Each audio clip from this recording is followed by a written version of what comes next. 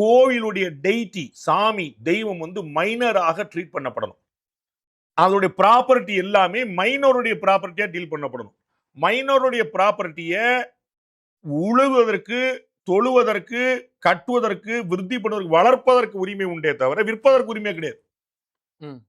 உங்களுக்கு புரியுங்களா? ஒரு மைனாரிட்டி ஒரு மைனர் குழந்தை இருக்கு. அந்த குழந்தையோட ஒரு குழந்தை இருக்கு. அந்த குழந்தைக்கு வந்து அப்பா அம்மா இல்ல. அந்த குழந்தைக்கு வந்து நான் தான் தாய் மாமன். நான் தான் ஒரே ஒரு மாமன் இருக்கேன். நான் தான் இருக்கிறேன்.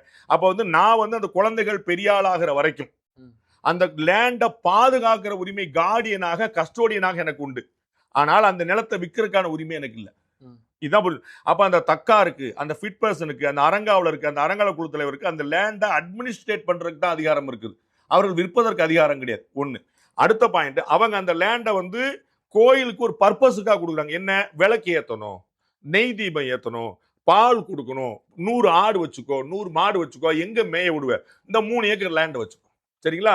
அப்ப அந்த கோயிலுக்கு பால் கொடுக்க, மாடு வளர்க்க, அதற்காக கொடுக்கப்பட்ட நிலங்கள்.